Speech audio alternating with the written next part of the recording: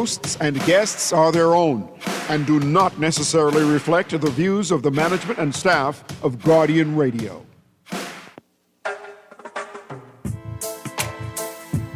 La la la la. La la la la la la la la. La la la la. Oh yeah, oh yeah, oh yeah, oh yeah, oh yeah. I represent Bahamian people. I from Nassau, Bahamas, big up Baytown, bro.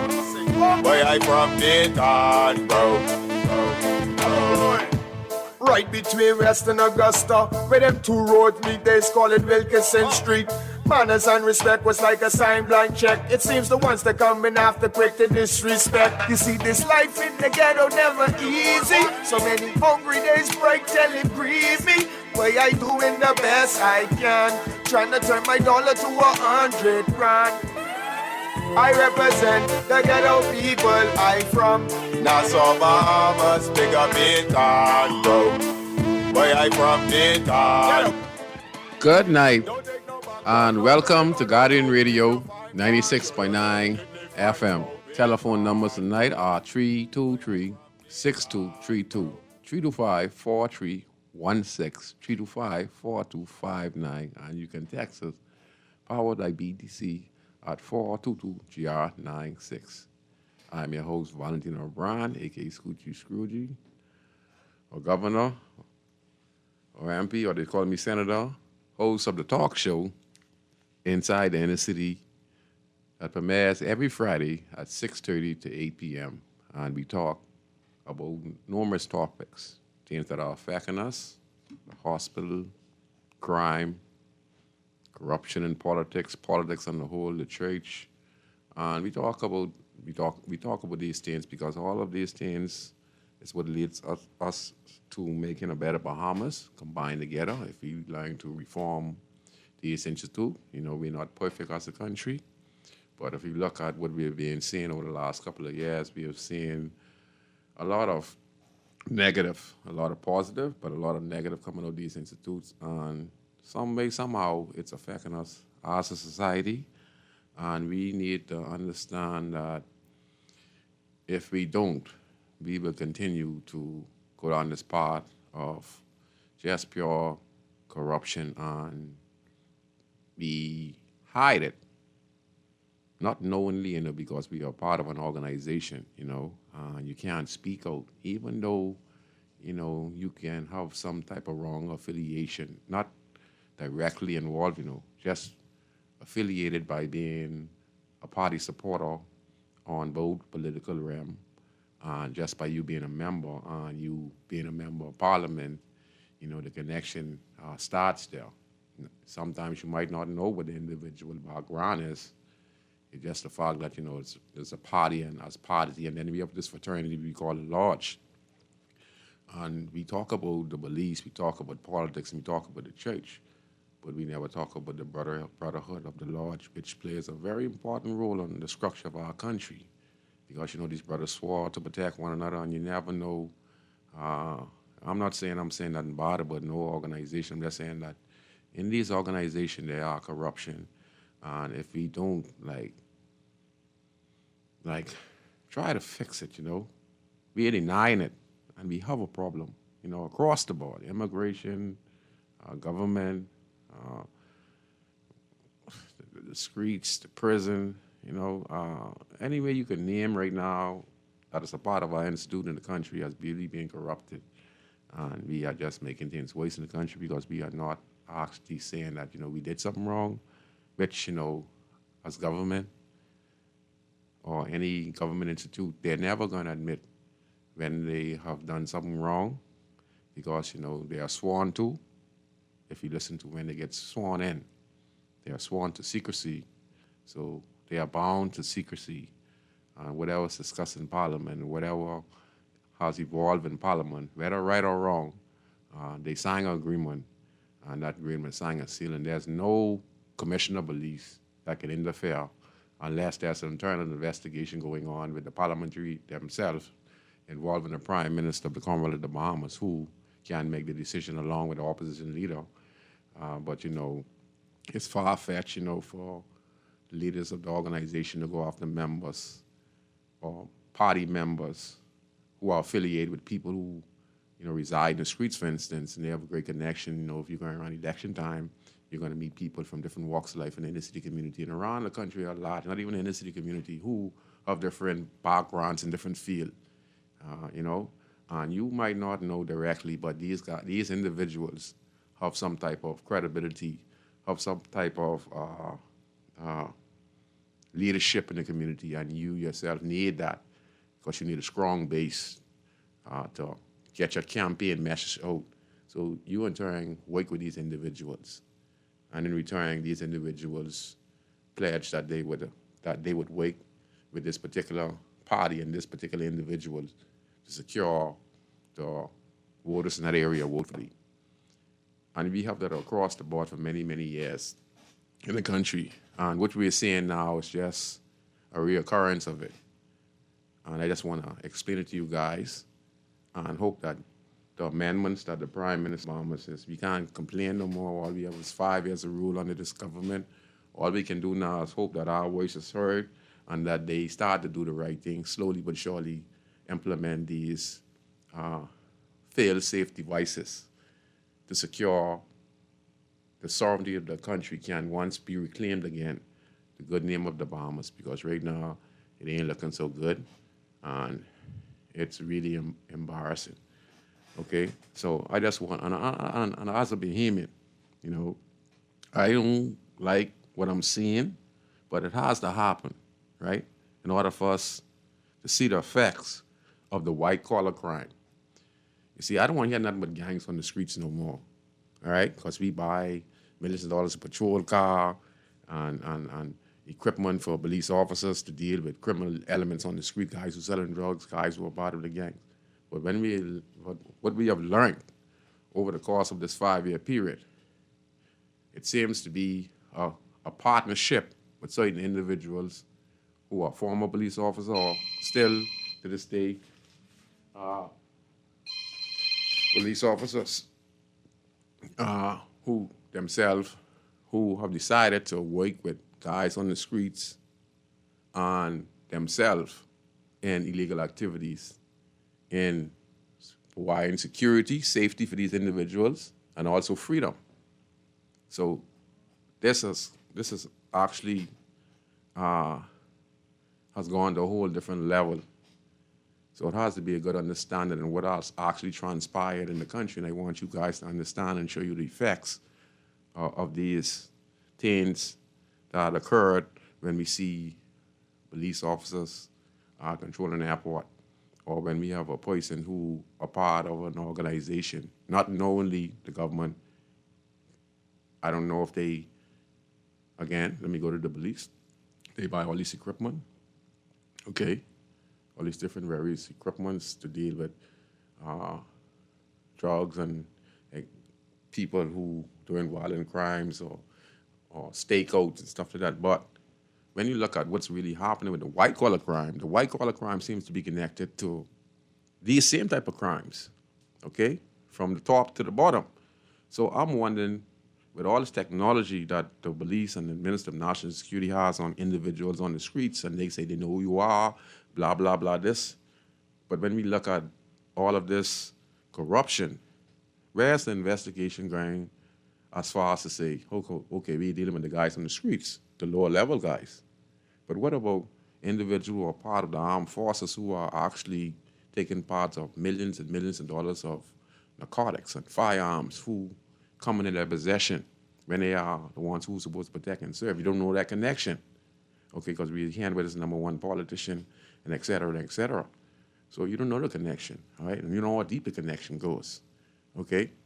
Because he's being used in the airport, so he has to have someone he takes orders from. It just can't be him, so it goes on and on and on. So we never know what we're hearing from the government. Like say, no, not a shout out against the government. I'm just saying what we're hearing from the government. They, doing their own investigation. But we all know that these things are going to be swept under the rug, not because the government wants to sweep it under the rug, and they maybe want to, but individuals themselves are very smart, and they're cleaning up. They're just cleaning up, getting rid of what they need to get rid of, evidence, and et cetera, and et cetera, and et cetera. And, it's going to be very hard for further investigation based on the fact that what they have received already from the international community, especially the FBI and the Tobacco and Firearms Unit from the United States of America, and all of those drug busts that have been happening over the country in the last few years. So you never know the impact and how it affects so many lives in the Bahamian society. And it surprises me that many people in media don't understand what they're actually seeing and hearing when they hear about police officers who are on the wrong side. Again, there are hundreds of good, decent police officers who are doing their job right now diligently and professionally.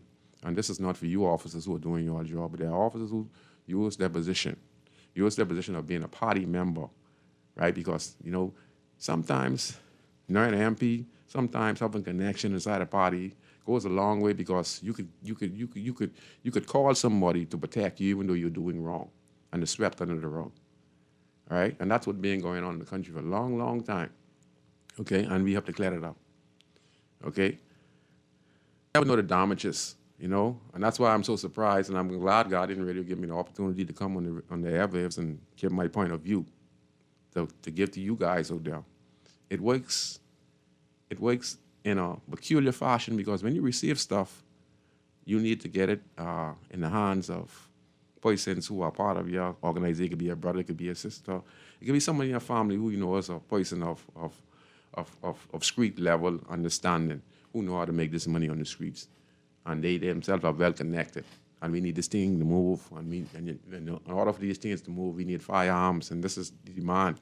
And you can imagine if we see the magnitude of tons of drugs being shipped from wherever they were shipped to America, it means there had to be high volume of firearms, and they had to be dispersed. And there's a big money with firearms as well, because a gun could go anywhere from $1,300 to $1,500. AK could go anywhere from $25 to $3,500. You understand? So it's big money. One gun could go like $1,000. A 40 could go for $1,000. A 9mm could go like $1,000. 40 could go like for $1,200, $1,300. 38, $500 and stuff like that. So guns are big business, but the bullets are even more big business. Okay, but in the hands of individuals who would pay themselves to get out of the hands of authorities in the country. You can imagine that guys who are doing stuff on the road, who killing people, shooting people, selling drugs. But they could go and get locked up and work a deal over the investigators who are supposed to be protecting and serving and keeping the society free. So that's why these guys are so rampant on the street, shooting people so cold in the streets like that. That's how I am. This is how I'm thinking, because there's no way possible for all that shooting to be going down broad daylight and all this stuff crap, and people getting away. And then the next day, the same thing again, with high-powered rifles and stuff like that, Then all the pieces come together. And then after all the buses and international pressure and U.S. coming in and stopping some of these incidents at our strategic points of airports around the country, because our officers had free will to do what they want. We don't know why we're sleeping. We don't know what transpired, all those planes coming to the bombers all those years and years, because the U.S. said they've been investigating for a very long time. I don't know where our Bahamian police, especially our intelligence branch of the national security, because if the U.S. ought to be way over there, have all this evidence for all these years, what have our law enforcement officers been doing all the time? They have just been on the streets, locking up young guys on the streets, who receiving this from the same individuals who's supposed to be protecting and serving, because they are the ones who bring it in the country. So the guns and stuff like that, you see, not all the guns now, but if this turns on what the U.S. is talking, we don't know what come in these carriages. We don't know how much cases have been coming in the country for years and been distributed and cost the lives of so many of our young brothers and sisters in the country, so many innocent people, because, once guns get in the hands of persons who don't know the dangers, who are at-risk children, they're going to make crucial mistakes. So how much damage has been done in our country? And that's why I say our media don't really understand the consequences of what they read and what's going on around the country with all of this. Even our politicians don't understand. Our pastors don't even understand. So it takes a person like me who come from that background, who understand the system, how things work, and how it affects us. And that's how it affects us. So all the guns and all the drugs being coming to the country, and those officers getting their cuts, they have their family. Listen, I'm not taking no shots at these officers, I'm just using that as an example because we have to fix the problem, okay? We have to fix the problem. And the problem goes from top to bottom. And I'm showing you how it goes from top to bottom, how it affects us. You don't know. So all of those murders and shooting and all that stuff just been going on the last couple of years, and we had our insight and stuff like that, and we just ain't had no evidence. All of it was true.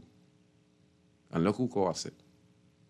Our own in the armed forces. And it could be linked to some politicians on both sides who contributed. Because we could go way back in 1990s days. He was working with a guy named Lemuel Gibson, and he was a Defense Force officer. We come back in 2024, 2023, we have an ex-officer who now is locked up. Able Seaman, I forget his name, who was a part of Defense Force, doing the same thing with Lemuel did 25 years ago on the Samuel 1990. Okay? Just come back around again. What have we been doing? How have we been checking these Defense Force officers? Do we have a protocol in place that when they leave the port, that we could go and have surveillance with a supervisor whose job is just to check the checks and balances, check their accounts, check how and when they come in, because once they leave, they're the judge, jury, and the executioner, unless they call it in. What goes on there? If there was 4 officers or 5 officers on a boat, and they go in and they pull over somebody who have drugs or guns or illegal immigrants, and those persons can, if these officers, tired of their job or they're underpaid and they feel that, what they're doing is, it's just, okay, we locking up guys, they have millions of dollars on the boat, millions of dollars worth of drugs, why not let's take some of this and go and do our own little thing, still do our job, give these guys a job, we take the drugs, let you go, or you give us some money, we let you go. Whatever the situation is, they become unreliable. They go against the Constitution. Sometimes that's what happens over the course of a period where some people feel that their paycheck cannot sustain them. Their expenses from their paycheck, from government paycheck, probably roughly $60,000 a year. Some people bills, especially law enforcement, defense force officers, and et cetera, dealing with major millions of dollars worth of drugs on a weekly basis or a monthly basis, and you're seeing the money, and then you're taking this money, and then you're turning this in. Temptation will lead to these type of drastic decision, which not directly, but it will cause you to further down hurt your country, because the loss, what you're doing now, right, even though you're doing it because, circumstances make you do what you want to do, you're underpaid and you feel that, all this bust you've been doing all these years and you're not getting the right salary, so it's your time, you and your boys, so you all go into corruption. And when you do that, you allow things to go in the country. Because when you let those guys go with the drugs, or when you accept the payment, you're going to let them go, and they're going to take these guns and drugs and put in the streets. And then the shooting happened, and it's not really your fault because the drugs come from someplace else. So it's a bigger picture, it's a bigger picture, and temptations are real out there. So all I can say is I just hope that we could find a way, to see how we could slow it down. We all be aiming in the side for me to see what's going on in the country because, we have to be exposed in order to correct it. We have a government that has 5 years. I hope that they listen and then they just try to put measures in place. So I'm going to play the clip. We're going to talk with Michael Alquidas, facing in the Nassau Guardian. Alquidas facing calls to resign. That is not going to happen. Alquidas is not going to admit to nothing. You can't blame him, even if he's right or wrong. However we look at it, this is not Britain or places where men of honor who are caught up in scandals, they would automatically resign from the House of Parliament. We have a different system over here, and I'm not saying this man is guilty of nothing. I'm just saying our system just protects you, whether you're right or wrong. It just protects you. Once you're part of a political party in power, they just protect you. Bottom line, they're not going to admit nothing. The truth could be out there. It's going to be denied. So I don't know what we're going to do. I don't know how we're going to teach the next generation of kids out there, what is right and what is wrong when our leaders themselves, even they're caught up in all of this. But they're never going to deny it. Like I say, I don't know. I'm just giving you a point in it, a little piece of like how things run. I talked about Lemuel Gibson with 90. I'm talking now under this government. under their first term, now their second term, where we have a Gardner guy who is connected. He's connected, probably a party member or a party supporter, but he himself, he is a Bahamian, and he deserved a chance to get a contract. I don't know if the government did a background check on him. And if they did, he probably is clean. He had the Commonwealth of the Bahamas. He has a clean business license. Michael had Ketis explain it. So even though we feel he knows more than what he is saying, but anyway, let's hear what he has to say, and then I'm going to comment on it, and then I'm going to the next clip. Okay? Go ahead, Chris. Well, back in 2018, as a private citizen, I was involved in financial consulting and services consulting. I was approached to provide consulting and directorship services to top-notch builders, in particular, setting up proper corporate governance procedures and structures. That was the middle of 2019. By April 2020, the company suspended due to COVID-19 pandemic, and I resigned as director of that company and all of the other directorships I held in 2021. What do you make of these documents that are now circulating on social media? Do you think it's mischief-making? I invite all corporate documents, this is the last thing I'll say on it, available from the Registrar General's Department. And so anybody who is interested in the complete story can get the complete set of documents, which not only show who the directors are, but who the shareholders are, who the owners of the companies were at the time. And they would see that it's not who some people say it was, and I'll leave it like that. Look at the complete set. Were any contracts involving top-notch builders, including the 8 Mile Rock administrative complex, awarded without a competitive bidding process? That 8 Mile Rock thing was back in pre-2017, so I was not involved with that. Are you able to confirm if you were approached by Eric Gardner himself? No, I am able to confirm that I was not. I was approached by the attorney. And I invite you to find the complete set of the documents and you'll see the whole picture. And given, the allegations now surrounding Gardner and, these documents will, I guess, introduce stricter vetting and oversight, for companies receiving public contracts. And let me just say, and I won't address that because you're assuming certain things, okay? So you're assuming certain things in terms of ownership, etc. Mm-hmm. Okay? So you see, some questions was made, right? And the reporter, she did a wonderful job, and he started there. When she asked them, if they would do proper vetting for companies that are negotiating for the government contract. And they think it'd be 10 or 20 companies or even more. They are saying that other companies was bypass for that particular top-notch company. And like I said, Mr. Gardner himself could be a contractor, a very good contractor. He has connection. He uses money well. He's a businessman. He knows members of the party. He could be a startup counsel. This is how things work. We might not understand how things work, but this is how things work. It's who you know. And he probably was given the contract, and right now, there's some backlashing from this now because now he's linked to being a person of interest in the United States of America. In fact, what's surprising me, a guy from the streets, is that this individual is wanted by the United States of America for trafficking drugs in the United States of America. But here in the Bahamas, he was roaming free. So how is it that we, as Bahamians, didn't know that this guy was wanted internationally from the U.S.? So I'm trying to figure out if we have the Ministry of National Security who's under the tutelage of Van Monroe, and they could find someone who's selling a drink in Lewis Creek, or who shooting the gun, through the corner.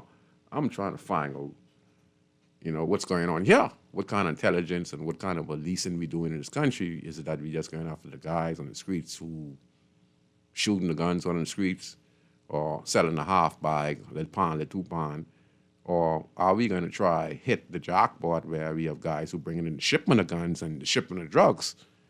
okay? And look like it's being completely twisted where we just focus on the guy who has a joint when we have persons in high authority who's supposed to be protecting and serving, running shipments of drugs through the country, in the country, and are not being investigated by their own. It takes international pressure and investigation. You know, so this what comes to mind. You know, this what comes to mind. You know, we are two-faced. So I don't want to hear nothing but gangs no more in this country. Okay, not a thing but gangs in this country. You know, not a thing, because gangs ain't what we think it is. Gangs are connected from the head to the top, probably through political. You know, because when you're living in this community, you're part of BLP or part of them. You know, if the governing party is in, you have a lot of people with different background who live in these communities. You know, some drug dealers, some killers, some decent people, some not so decent people. There is some narcotics, some people who trafficking. Like I say, you know, it's a complex thing, so the proper vetting is very important. You know what I mean? But like I say, you know, people that's the business license is hard. You know, Michael Akitis, you know, he's trying to explain himself. You know, it's hard. You know, and people just saying that. You know, you knew. People are saying Mr. Akitis knew. You know, because Mr. Gardner is the part of the party. You know what I mean? He is a contractor, and he was given it. You know, there's cutbacks. You know, there's a lot of stuff goes on in government contracts where you need a cutback. You know, we're going to give you some exemption through customs to bring the blocks, the sheetrock, and all the materials needed to build this.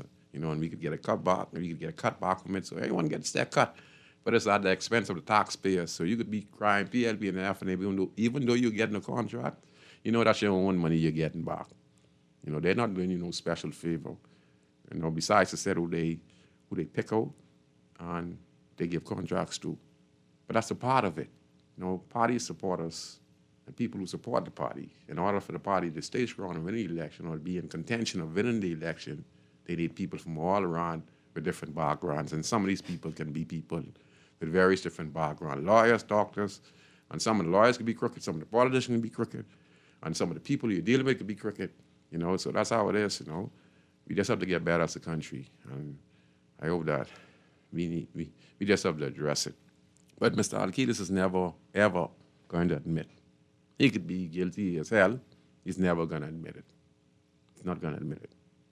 You know, and like I say, he don't necessarily have to know what that particular individual dealing with. All he knows is that person, he was given some information to help that person set up their business, et cetera, as part of a government initiative, and make it easy as possible for him. And then get a cut. Okay? And we, the payment taxpayers, whether you're PLP or FNM, we pay all that right back. So when you pay a gas, when you go to the station, you pay for gas. When you go to the post office, to pay for your P.O. box. When you pay for insurance. When you go to Superwater City Market and you buy grocery. All those, when you go to the passport office and you got to pay for your passport renewal. When you go, any place you go and you spend taxes, that is your money. Okay? So no one is doing you no favor. And even though you think they're doing you a favor, it's still your money. Okay? So I just wanted to say that. Okay, we can put the next clip, please. You said politician as in singular. We are thinking, while we say none of us are politician number one, we don't know if it's 2, 3, or 4. We don't know how many of them. We don't want the public to forget that a high-ranking Bahamian politician has been identified by someone who's been arrested in the U.S. in an indictment months ago. We have a very strong feeling that it's not the same person they're talking about recently who's been sitting in Parliament having a discussion about the transshipment of drugs across international boundaries. So we don't know how many it is. And for the Minister of Foreign Affairs to continue to do what he's been doing all along with the Prime Minister, they sound like defense attorneys. They talk a lot about entrapment and what he said, a nothing burger. It's a nothing burger to somebody who lacks concern about the reputation of the country being savage, because people believe politicians are working with gangsters to move drugs from south to the U.S. through the Bahamas.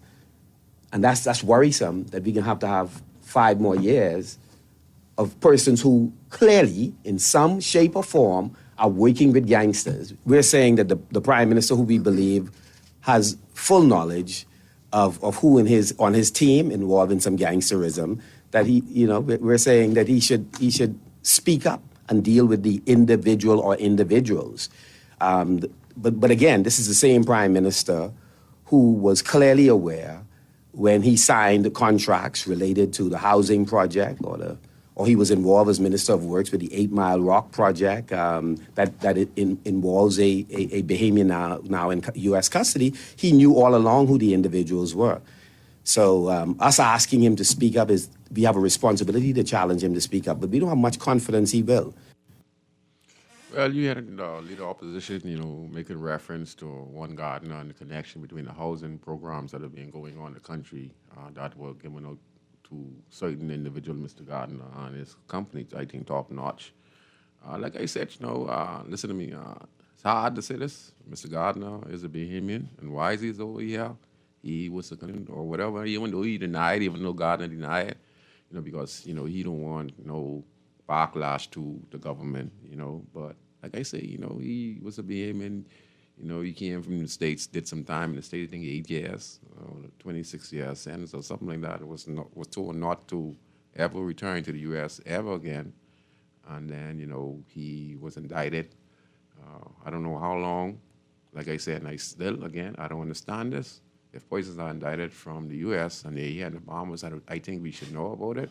I think it should be made public awareness. And then the reason why they're not extradited to the United States of America, I guess because we have jurisdiction. And I guess that's why our Foreign Affairs Minister, Mr. Fred Mitchell, has no power to even ask question concerning Mr. Gardner, because, he was indicted by the Federal Bureau of Investigation of the New York District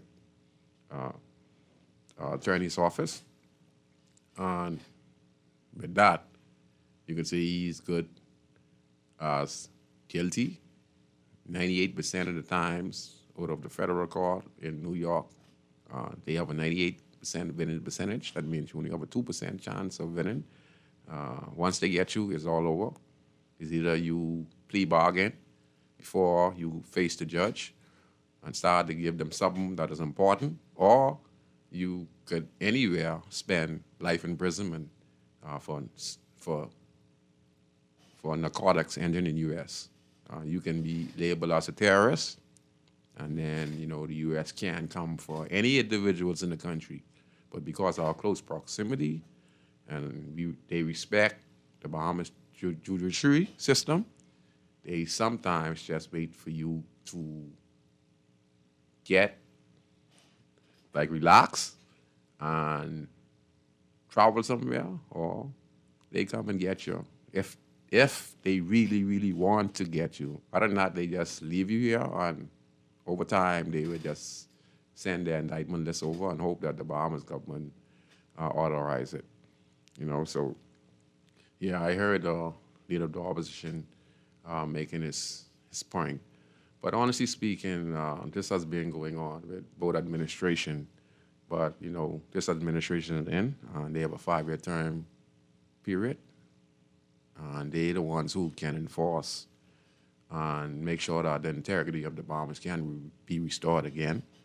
And hopefully, they make the right decision and see that a lot of individuals who are part of the party, have their own individual choices.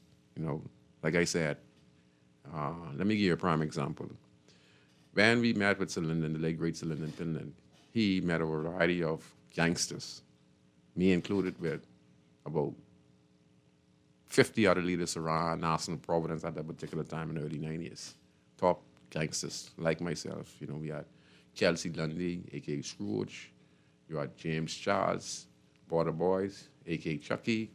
You had me, Valentino Brown, a.k.a. Scrooge too. Border Boys. You had Marvin Bodie, Mason Edition, and many others, many others, who were there, with the main leaders were there. And Sir Lyndon, it wasn't to gather the gangsters up for political reasons, They wanted to find out what the problem was and why we were the way we were.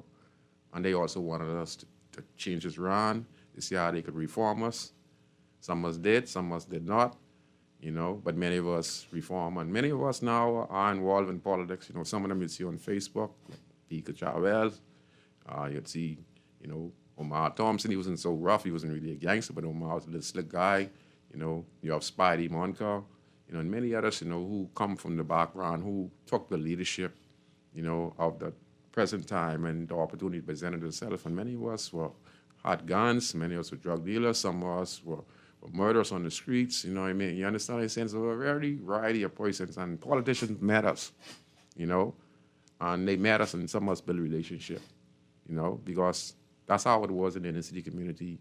And if the government wanted to make an impact and make a difference, whether it comes to election or when it comes to understanding what's going on, it's linked up with a lot of guys, at-risk guys on the streets. And some are very respectful. Many of us, when we met them, we talked to them, one-on-one, and some of us built a bond.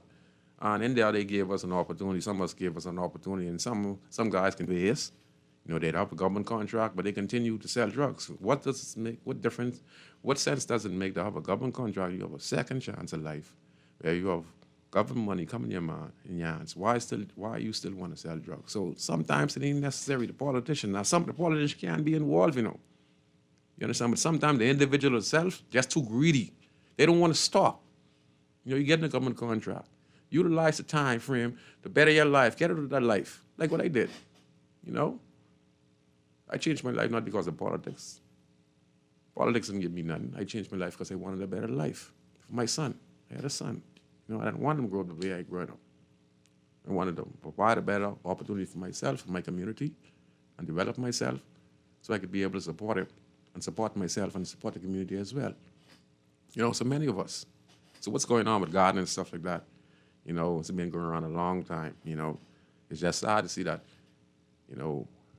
we are seeing the police involved. See, that's the connection right there. And it's a connection.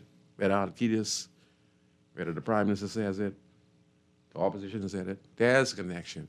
And for me, the political rhetoric system protected a lot of individuals over the course of many years in the country. And the Prime Minister now is saying that he makes his promise for independent investigations, commissions, right, to deal with corruption in the country. And we need this badly in the country, and we need the opposition to be a part of this as well. I hope they pick people who, we could say, not PLP, not FNM, it's going to be near impossible, right? So we have to pick people who understand the value of nationality, that when they hold a position, they have to go and look at the facts. And even when someone could be in high position, they're going to have to make a decision to set an example out of individuals in this country who break our immigration laws by selling fraudulent documents. Right, that's treason by police officers who take in bribe money to release individuals of known background, murders and armed robbery for funds, and to let them go and to put them back on the streets. Then we have police officers running the airports, allowing tons of drugs to come in and affect us here in the country. So we're in a sad state in this country.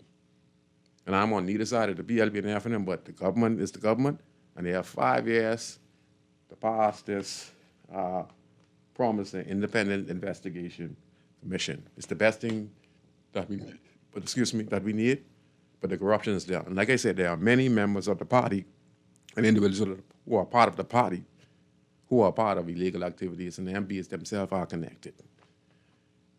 Not directly, some could be directly and indirectly. Call them like, I'm going to let you come right now. Let me give you a prime example. When we talk with Marvin James, we saw a boat that he was helping an individual in his constituency who he wanted to help him and his wife. Say, him and his wife are in business with these individuals. This individual was found in Florida, slack, moving on this boat, like ain't nothing gonna happen to him because, that's Marvin James. Now, again, this individual could have been using this boat, right? Now, I said Marvin James. Now, listen, Marvin James and his wife, they don't have to know nothing about him selling drugs, They didn't even. I just saying, listen. I'm not saying they didn't know that this individual is using that boat to smuggle drugs, but this individual is using their name and their registration and their connection to get the boat engine and all that stuff. That's a good boat, and they was using that to get by to the U.S. to the Bahamas. But at the same time, he could have been involved with somebody, but it has to be a party connection. Probably a party member, and they connected. But this individual who got locked up on the boat, he have his own connection, and he was using Marvin Dame's boat. And then we talking about Bahamian people who know that if the police come to your house and they find drugs, they carry your grandmother, they carry your aunt, they don't carry the baby. That's what this law was established for, to make sure that whoever's in the house and they find this drug, that they make the person admit that it is their drugs. That's why they carry the grandmother, they carry the aunt, they carry a dog, they carry chicken and all. And they want the individual who they're looking for, who live in the house, and they come to search those. They might not find it on that individual. They may find it someplace in the yard or something in the house. But the police don't want to go through charging. They charge everyone. So they forcing you. Okay? So own up to it. Now, it could be your own. But they forcing you, So you have no choice but to say, because you don't want your grandmother, you don't want your mom in the hospital, you mean in the cell, you don't want your sisters in the hospital. You say, that's your one. So they take that statement and they release them. And if they have a connection to somebody else, like, well, who you connected to, when they give a name, the police is going to interview that individual. So we're not saying that you happen in these cases. So people are saying, it is politically connected, It's just that people who are part of these parties have a history. And sometimes, it's better to separate and do background checks before. Like I said, I don't want to stop no one from, earning a living. But some people, again, would use what you give to them for their own needs and self-purpose, because they got you as the minister and they know the prime minister. So they believe they could get away with anything. Because we have seen it where the custom officer, the custom officer who just got locked up recently, she was questioned and investigated prior to that. And then she, talked to one of her people in this particular party. I don't know if she's a PLP or half of them. And instead of them punishing her, she went to a different department with the same position, and now she is before the court for the 70-something fraudulent thing against the Inland Revenue. Did an investigation, saw where money was going directly in her bank account. Why did she do that? She did that because she was politically affiliated, and she thought she could get away with it because she a part of a political party, and she know certain people who could pull the strings. She knows some police officers, she knows some politicians who could pull some strings. And that's what's been going on in our country from both political parties over the years. Okay? That's the problem. Okay, we're going to take this call. Who's this? Go ahead, caller. You're on Inside the City. Hey, good night. Good evening. How are you? I'm fine. Good. Scrooge, very interesting topic you chose to speak about this evening. Let us be very realistic in what's going on in this country, and we all know what's going on in this country. First and foremost, we have a certain set of people and their families who believe that they are untouchable. Yes, sir. The laws do not apply to them. Yes, sir. Even though the laws do apply to them because of who they are, who their families are, yes, sir, who they're connected to, their party affiliations, and so on and so forth. They feel that they can break the laws with impunity. In other words, we all suspect that several persons have been doing wrong in this country, but because who they are, people are afraid to call names or afraid to prosecute or afraid to even mention their names for the fear of retaliation. Because that is the tactic that is used mostly in this country. Yes, sir. When people want to break you down, they find ways to take opportunity. They find ways to stifle your financial situation. And we all know money is what makes the world go round. Money, if you don't have money or financial means at your disposal, it means that it stagnates your progress in this country. Yes, sir. And until we begin to touch those who believe that they are untouchable, let's start with them. It starts from the cabinet. It starts from the governing The Yes. governance of this party, it starts from the opposition. It Yes. starts from everybody. The laws are the laws of the country. I don't care whether you're prime minister or deputy prime minister or the governor general or whoever. The laws are the laws. But what we do is we cherry pick. We go after the small man Yes, sir. for any infraction that that person does. But right in front of you, through the art of discernment, you could tell when someone is involved in wrongdoing. Yes. But because they are who they are, you can't touch them. Yes, sir. And then this is the example that you're trying to get across to the inner city chap Yeah. or the inner city a young lady, trying to tell them right from wrong and what they're doing, stay from a life of crime and stuff. And they're watching the higher ups who's supposed to be the example to the rest of us doing wrong, and you telling us not to do wrong, but you're doing wrong. It's a bunch of nonsense. Yes, sir. I will close on this one. It seems that whenever the Bahamian people really get truth and justice in this country is when most of the time the outside world tells us who is on the inside what's going on amongst us. Yes, sir. And that is sad. That is really sad. Yes, sir. We are asking our organizations to be straight up accountable and truthful to the Bahamian people and tell us what's going on. And they refuse to do so. Yes, sir. The freedom of information. We've been asking for that to be passed. Not saying that everything in the domain, because they use the excuse that if it's a matter of national security, they would not say what's going on. But it doesn't matter. Even if it's a matter of national security, it should come before the Bahamian people so we are fully aware what's going on in our country. It's embarrassing when the outside tells us on the inside what's going on in our own country, and then in terms of prosecution and everything is when they're expedited to the United States to stand trial. So what happens to our judicial system? What happens to the trust with the Royal Bahamas Police Force? Where's the trust with our own government? You see, all these things is why the Bahamian people are so concerned. And you cannot blame them. Oh, well, you're anti this party or anti that party. This has nothing to do with party anymore. No, sir. It has everything to do with governance. Yes, sir. And until we could separate the party from Yes. the governance of this country, who is the government for all of us, regardless of whether you are a supporter of the party, a supporter of the opposition, a supporter of the third party, or no support at all. Until we get that separation, we will always end up in the quagmire that we're in right now. That's all I have to say, We are quite intelligent. We know what's going on in this country. We know the families who believe that they are untouchable and the laws do not apply to them. But I can tell you, the day is going to come when, guess what? If we in the Bahamas don't take care of this matter, then yes, we will depend on the outside law enforcement agencies to do the work that we in this country refuse to do. Thanks for taking my call. Thank you very much. You give us a mouthful. Again, where's the where's the Ministry of National Security and all this? The airports with Curtis and Nassau International Airport. Where's our intelligence branch? That's what I'm talking about. The gentleman just talked about international. We have to get this into. We have to see the helicopter pulling on the airport, locking up Miller. An ex-Bahamian senior ASP who was in charge of a particular airport in the country.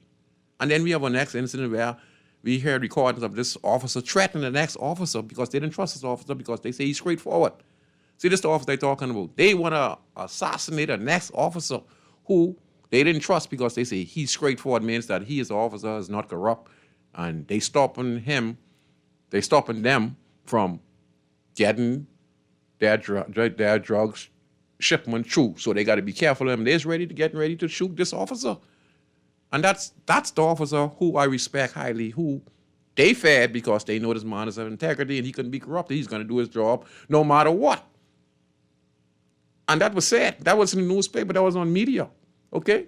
And the officers themselves said it themselves. You understand? And that was on this airport.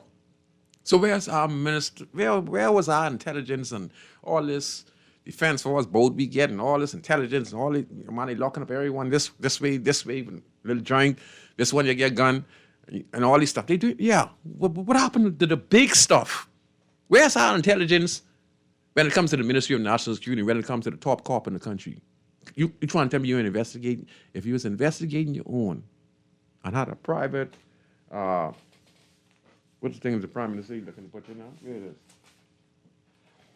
independent investigation commission. That's in all departments of persons of high integrity and understands that we wanna get corruption under a minimum. Now we can't stop corruption, okay? Because when we come to customs, let me us as BME, we gotta admit something too. When we come to customs, let's be awesome. Let me show you how we are. Just say we come to customs, we have some family members who is a custom officer or immigration officer by the airport. A $200 or $300 redemption, there. When we see our family, we could be last in line. And they'd say, hey, you come here. And they do a little 1-2 check in your bag and they let you go with $5,000 worth of stuff. Come on, let's be honest now. We got corruption in us, there's some things, let's understand what I'm saying. Am I making sense? How much us have family members when we go to the airport and we come away from America and we hide our tenants and stuff like that to duck customs. So we get a little crookedness, all us get a little crookedness in us, man. You understand? So there's some things we're going to have to accept and some things we're going to not accept and then some things we're going to fight for. That's a little small infraction, but I mean, we understand we come from the United States and the Bahamas, so we are family members. And that's corruption too. But what kind of corruption is? That's a good gesture corruption. Because they're easing the expenses off from family member or friend coming through and they're easing the prices. So the custom officer being a judge and jury for that instance, and we could forgive them for that. Okay? Or someone going to put in for a license and, they don't want to go online and they have somebody they could go to the back door and give them a little $25 for lunch and they could do the procedure, a little faster. We all consider it corruption, but I said it's just a little better corruption. You understand? It's a good gesture. That's all I said. So as long as the Prime Minister makes this independent investigation commission, and these are the people who have the authority to go investigate, to take the guns from a police officer, or go on the job of the defense officer, or go like in the bank, the BOB. We have that young gentleman who now is banned for 20 years, who said that he, was a big chief executive at the Bank of the Bahamas, and, and he took money and he's going to pay back the people who he stole from the Bank of the Bahamas from. What government he under, who party he is, you see, and he's protecting all. You understand? Anyone else would have been lost in jail. He's a part of the party and all. He running the Bank of the Bahamas and he's stealing from people and, then the Bank of Bahamas being locked down from Thursday. Man, I wonder what happened. You couldn't get no money. They're so broke. Thursday, Friday, Saturday, Sunday, and then Monday. What going on? Got the money in there and you all trying to do something? Huh? You come there, some, and they said that they find one guy from Bolivia or wherever it is who were doing fraudulent things to the bank. Had these scammers where they're getting people numbers and stuff like that and getting accounts with the BOB and Scotia Bank. And then we want to go to digital. And we have foreigners who would come here and set up and steal behemoth people money, call on your phone and do all this stuff, and we want to go digital. Huh? Yeah, I heard good. You better keep the analog and keep digital. Don't just go digital, because we ain't ready for it, because the Bank of the Bahamas being closed down from Thursday, Friday, Saturday, Sunday, Monday, nothing. Then, I don't know what's going on. Go on to the... listen, people, I don't know what's going on. Let me just give you a little something. I go on by the... What's the place name? The registrar department. Because, my passport up next month, June. I got it, I think it's 2:15. I got it from 2:15. And it up. So, I'm going to do a little traveling, go see my son, We live in the States, I got to make sure I make some presents in his life, because, I live in the Bahamas. So I say to myself, traveling. So when I'm getting ready to open my business, my convenience store and my restaurant, the restaurant is going to be very difficult. So I'm going to just open the takeaway for the meantime and open the convenience store and then wait on the license for the restaurant and bar, because, it's very difficult now, But anyway, I decided to go by the registrar department to get my birth certificate, because I had a screen feed and let me go check on it. Now prior to 2:15, I went there and they had me as Valentino Brennan. My mom is a Brennan, my daddy is a Brown, and my grandmother's a Brown. My father was in prison when I was a baby, so my auntie and my uncle Jeff and Lily, they signed for me. And my grandmother, when I was younger, she got my name in Valentino Bronze. So my birth certificate was Valentino Brennan because my father was in prison and he didn't sign for me, but my grandmother was able to get the signature. And they switched me over to Valentino Brown. Now, I did this 215. I always had a problem every time I go back there. I was up me Valentino Brennan. So I went there 215. I did all that.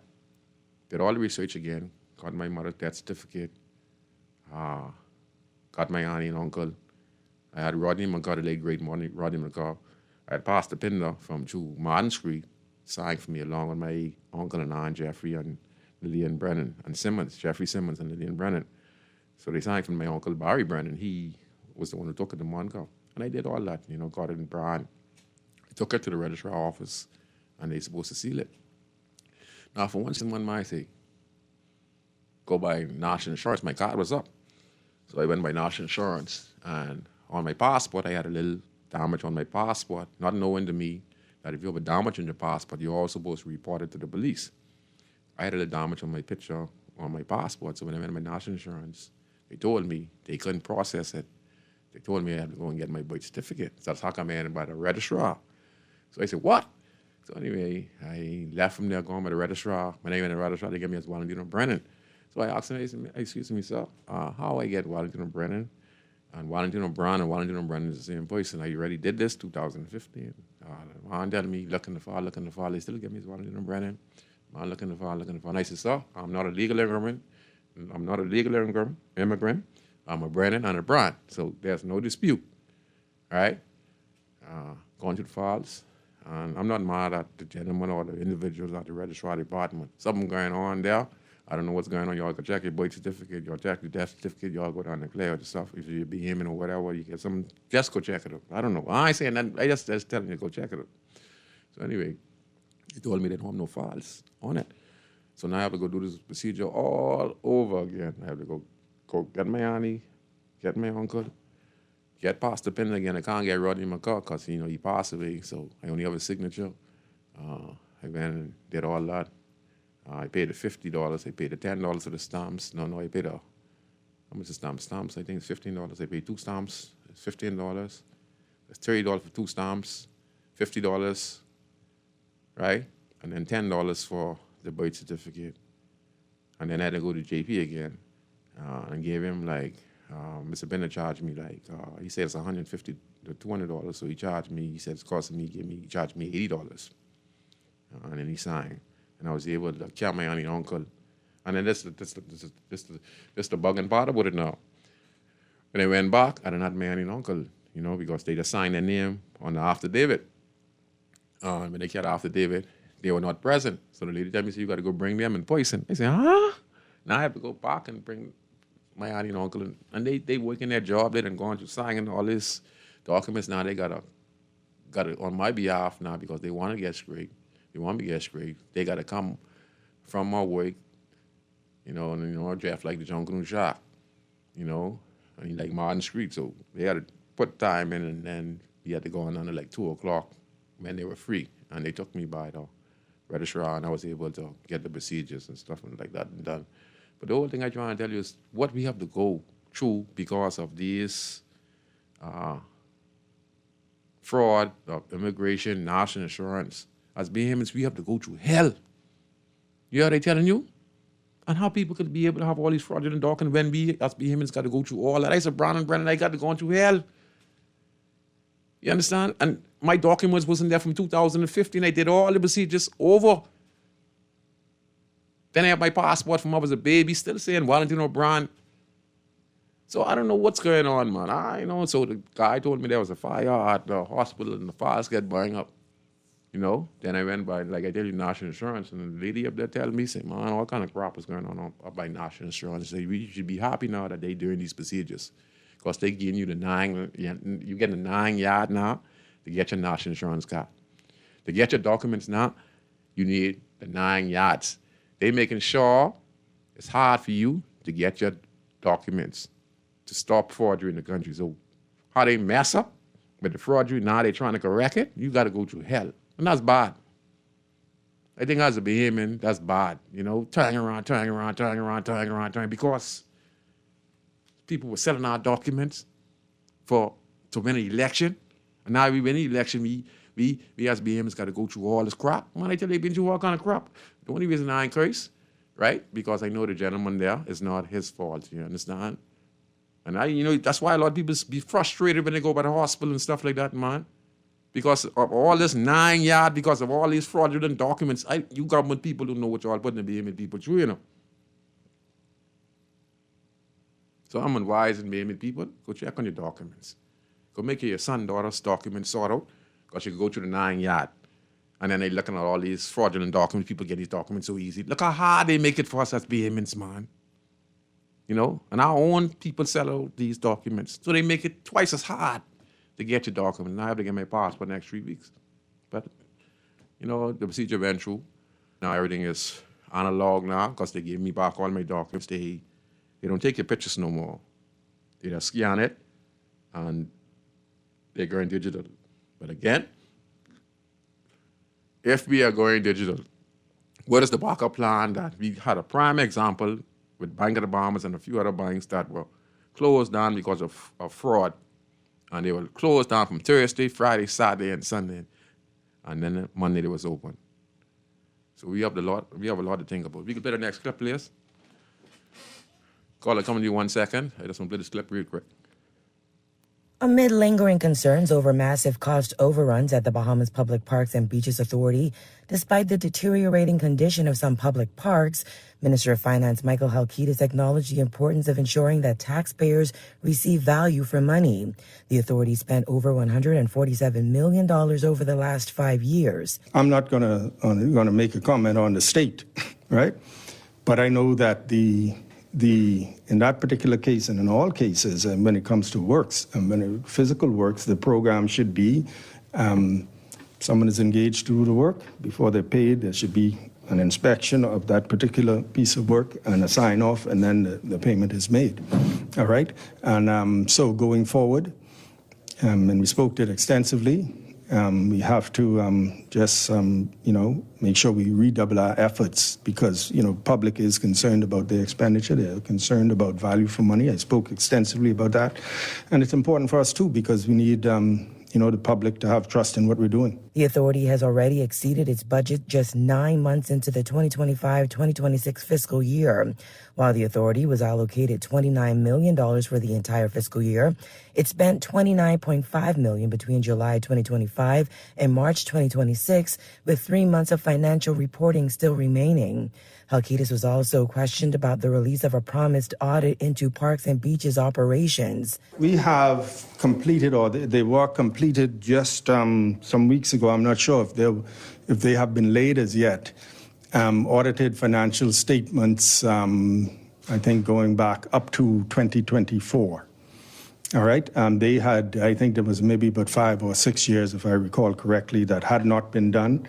And so they were recently completed, and I expect that audited financial statements for 2025 will be done, and the same for 2026. And going forward, we don't have this lag where you have multiple years of outstanding financial statements.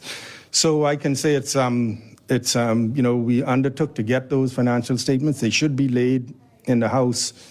Now, I wasn't in the House last time, so I can't say definitively whether they were laid before it was dissolved last time, but I know several years were completed, and the undertaking is to continue on that process. The minister reiterated the government's commitment to more stringent financial reporting and greater accountability across government departments and agencies, including annual reports, financial plans, etc., because that is part of our effort to, improve and increase transparency. And so our view is that statutory bodies that are required to have financial statements, that they're done within the required time, and we do away with this issue where we have statutory bodies with multiple years of outstanding financial statements. Reporting for the Guardian News Network, I'm Vonique Toot. Okay, let me explain this to the general public again. The park and beaches, okay, where they say they exceeded $147 million last year. Okay.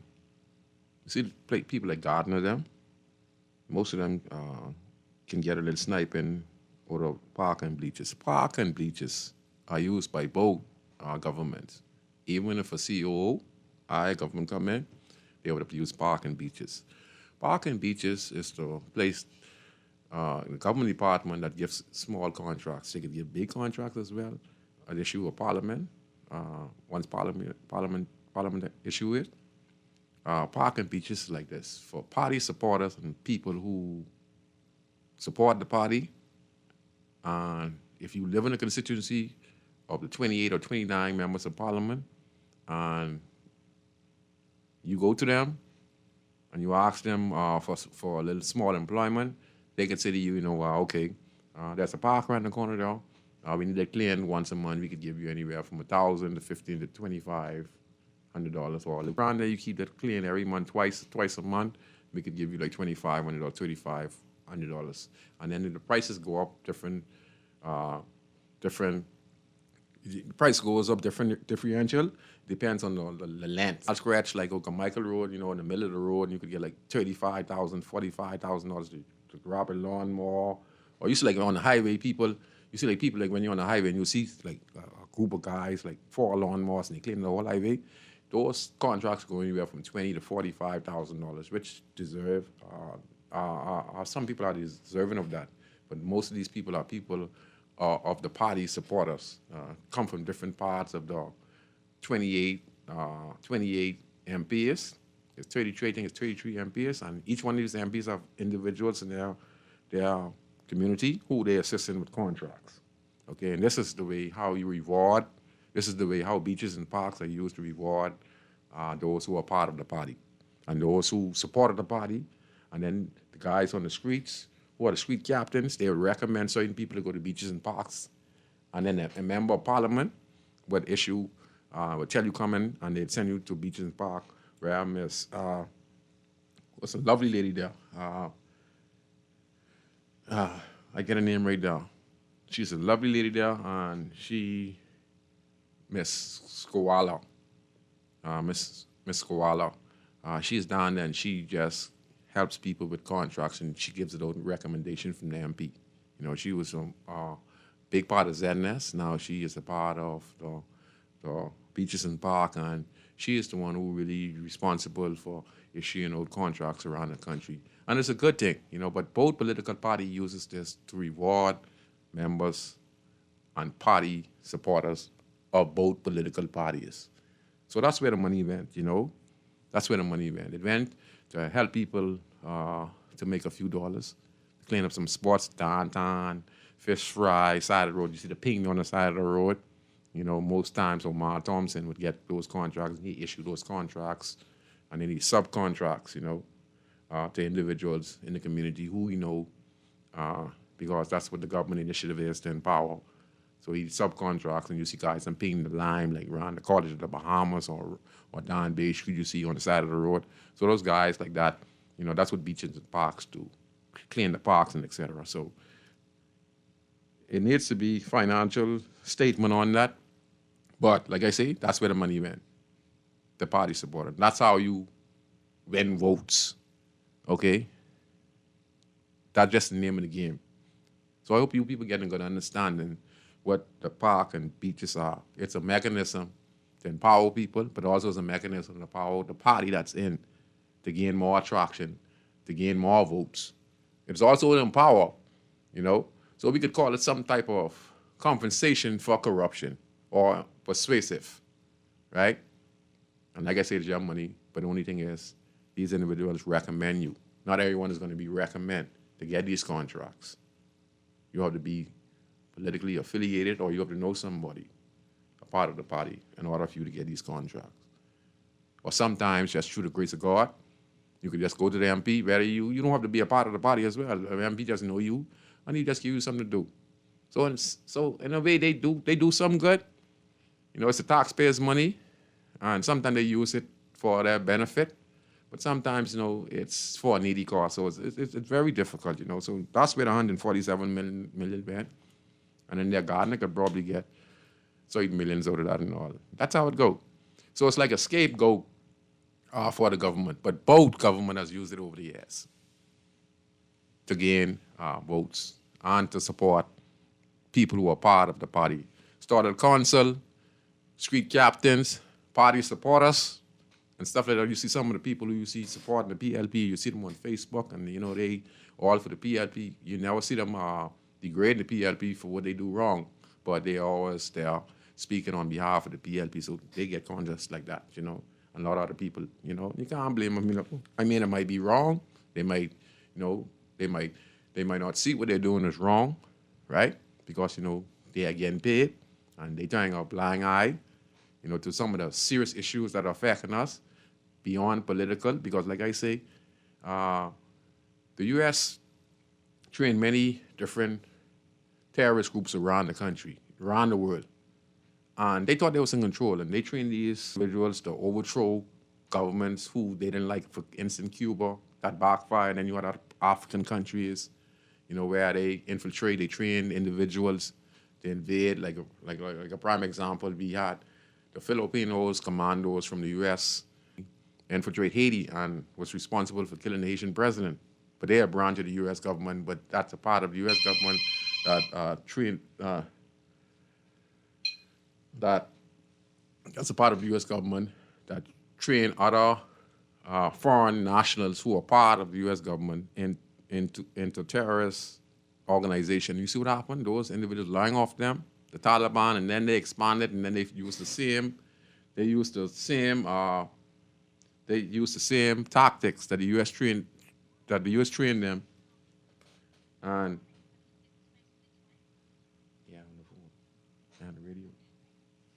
and they used the same tactics. And then what they had guerrilla tactics to it by using explosive. They started to use vests. They knew the U.S. was trained in counterintelligence, especially. They know how to take out terrorists.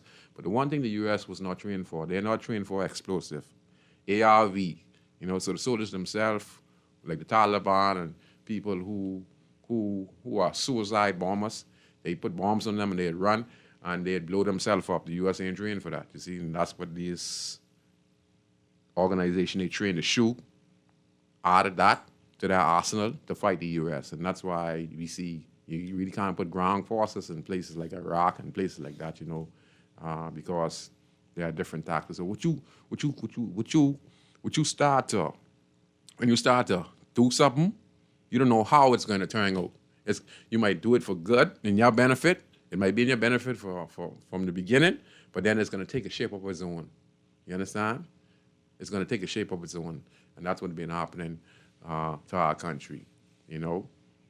Because when you have people like that lady who was a part of the custom department, you know, they said that she was transferred, but she went asking for help on her second arrest, but they couldn't arrest her because Inland Revenue, and that's the Commission of Inland Revenue. So we need commissions like that are part of government that goes after irregularities in government departments. When they saw that the number wasn't adding up from the Customs Department and what's supposed to come in, they went after this lady. So that was Inland Revenue, right? At the Business License Department that went after this custom officer and investigated her. So if the Prime Minister is going to be productive by allowing independent investigation commission to come in the country, this is the first step.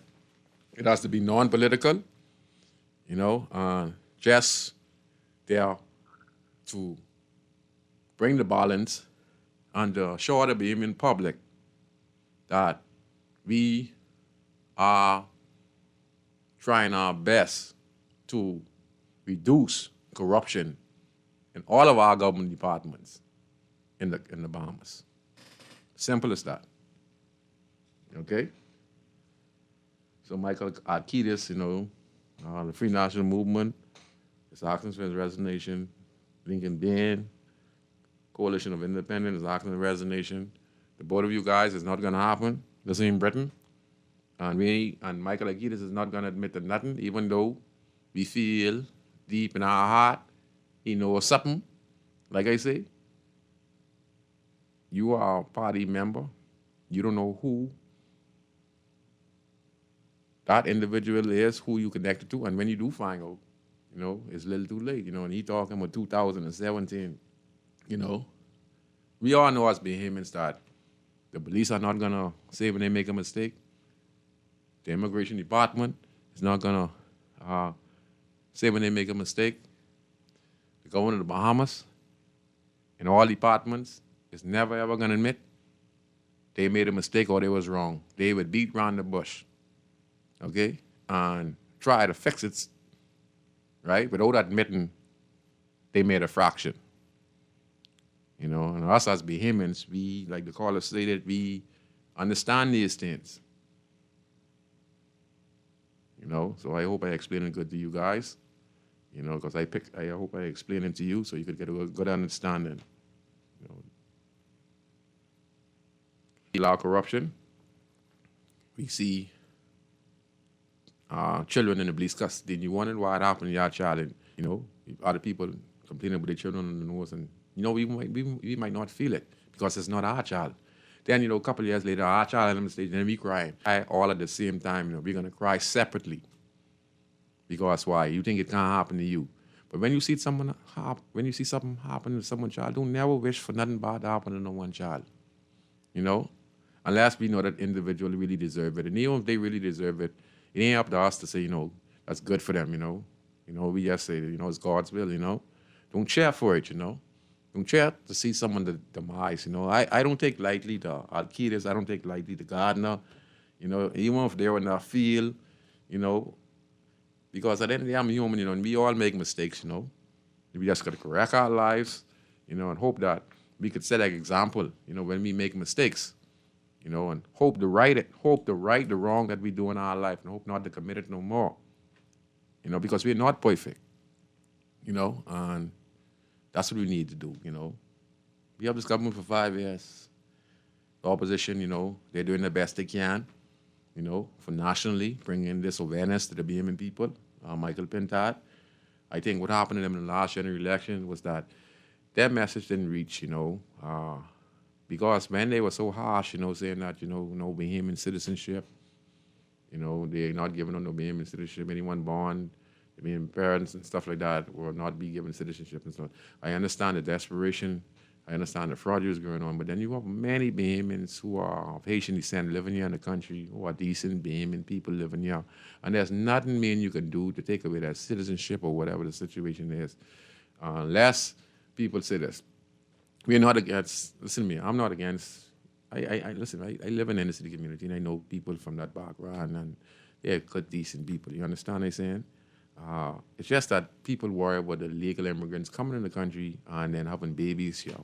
We want to put a stop to that. It's very difficult, and then getting citizenship. But the set for who here, who've been living here for the last 50 years and stuff like that, we can't be saying things like that because we don't understand the consequences of that, because there's a high population and volume of people living here like that. I think they're supposed to address it more better. They could say, no, we're going to look into it. We're going to see how we can give those individuals who are here permanent residency. That's how the government, that's how the opposition was supposed to take it. They were supposed to be a little more smoother, on the coalition of independents was supposed to be a little smoother, but then be committed to your words. Say that, if you come here illegally, you go through the procedure, or we ship you back. If not, we could find a way to get you some permanent residency, some permanent residency based on how you state of the problems, how you check in with your immigration agent. You don't get yourself in no problem. We continue to let you get a permanent residency. And if you might be here 20, 30 years, we could give you a Bahamian passport based on if you abide by the Bahamian laws and regulation, the national anthem. You use the Bahamian flag if you're going to use the Haitian flag or the Cuban flag, or you use the Bahamian flag, or whatever flag, the Jamaican flag, or whatever nationality you live here, they have to host the Bahamian flag. They have to be respectful to the Bahamian culture and what Bahamian nationality is all about. Some people also suggest that, we have a problem that no one of Haitian background should be able to run for prime minister or run for political office. But let's be real, man. That's way beyond us now. All right? That's way beyond us. We have to blend in. We just have to be productive. You know what Bahamian is? You know what Bahamian nationality is? People who pick up our ways. I watch those same individuals who are people of Haitian nationality. They come and they pick up our ways, our kindness. You know, they pick up our slang. They look like us. You know, they are brothers and sisters. We come from different Caribbean countries. But they take on, they are just like us. You know, they take on a national. So kindness and generosity, you know, is what we are, and honesty is what we are, you know, and I think that shapes a nation. I think that any nation is built upon. It built upon the qualities that the people who were here, what they pass on to the next generation. Where you come from, you could speak Bahamian, you could pick up Bahamian ways. That's why the majority of Haitian nationals who are Bahamians now are in the one family. They are in the Saxons. They are in the roots. So I know these things. So when I saw the opposite, they're going to get turned away from a lot of voters who are of Bahamian nationality. And many of them knew what was going on with the passport settling note. They wanted to, they don't like the set coming on the ships illegally in the country, you know. They want to put a stop to it. They don't like that. They say that's jeopardizing their status here in the country. It's jeopardizing their job opportunity, because the more people coming illegally, they're going to crash the healthcare system. But most importantly, they're going to take up the jobs that's supposed to be for Haitian-born Bahamians who are Bahamian heritage and Haitian nationality. They'll take the opportunity away from them and get cheaper labor and leave them stagnated. Because on the streets of national problems, I walk around, there are a lot of people with Haitian background who are Bahamians who are suffering very, very bad in the country because they can't find work themselves in the country. So it's just the opposition did a bad way of how they are going to address it. And meanwhile, the government's, you know, they stated that, you know, they were breaking down homes, but they were sending a clear message, you know. They're telling them, you know, progress, you know, what they was going to do. They had meetings privately, et cetera, et cetera. And they approached it. They didn't say there was going to be, they wasn't given no citizenship, you know. They was explaining why they was given no citizenship, the Obama's government. So they did it a smooth way. And now the government's saying they want to implement the Independent Investigation Commission. They said this around the general election. So why is the Free National Movement being so harsh and they ain't giving no citizenship? Anyone ain't born to no Bahamian parents can't get no passport, et cetera, or the citizenship like that. That was a tying off for them when it comes to those who are of Haitian nationality and Bahamians. Even though they might have wanted to vote for the Free National Movement or wanted to vote for coalition, they chose the PLP. If you listen to some of the interviews, you would hear, yeah, I am, you know, what I supposed to do if I hear these people threatening to send my children back who have been living here for the last 40, 50 years? Come on, let's be fair. It's hard to believe because 80,000 to 90,000 Bahamians who were registered to vote did not vote in the general election. 100,000+ people voted. I think it was 61,000 something voted for the PLP, and then the next 47,000 voted for the Free National Movement, and 13,000 voted for the Coalition of Independence. Then we had a few hundred voted for independent candidates, Hubert Minnis, and a lot of independent candidates, Reginald Wells, and a few other candidates, but told, you know, a lot of people didn't turn out to vote, and those individuals didn't turn out to vote because they say that their vote doesn't mean a thing. And in democracy, we might not say, you know, they vote, they are, in democracy, we might say, well, what goes on in the country, you guys don't have no say. But they demonstrated because they have no interest in the PLP, they don't have no interest in the FNM, they don't have no interest in the Coalition of Independence. You know why? Because those people understand something. No matter what happens, they feel in their mind that it's going to change. The day election over, I still have to go to work, I still have to pay my light bill, and to them, ain't nothing is changing. So they demonstrated. And now, I think that's a good indication to both to three of the political parties that they have to do more to inspire the next generation of voters so that they have a greater voter turnout in the next general election. But for right now, those 70,000, 80,000 people, they they just, have no interest whatsoever. Based on all this stuff with Akitas and Gardner and the corruption of the passports, and then with Marvin Dames on, man, just crazy. So people say everyone is the same, But always remember this: governments are never going to tell you the truth, even though we as Bahamian people know the truth. So we just have to keep on standing up and hope, and keep on hoping they direct them, and that the Prime Minister of the country, the Honorable Philip Brave Davis, passes the Independent Investigation Commission, the Freedom of Information Act, and many others that he committed to stop the corruption, slow down the corruption in our country now. Because there's some good corruption, like I remember I told you, you're coming through customs, right? And those stuff, which you get in the bike costs $5,000 and your family slip it through, you get them through without paying that extra money. We get some good corruption now. All right? So just remember that.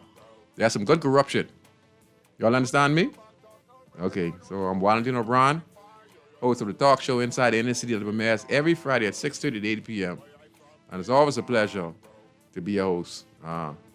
Each and every one of you, enjoy your Friday. Okay? Enjoy. Good night, everyone. What you doing to me, man? All out. Again? I represent Bahamian people. I from Nassau, Bahamas, big up Bintan, bro. Boy, I from Bintan, bro. Don't take no back talk, no bribe or no joke. If you find fire, you definitely find smoke. Bintan, bro. Boy, I from Bintan, bro.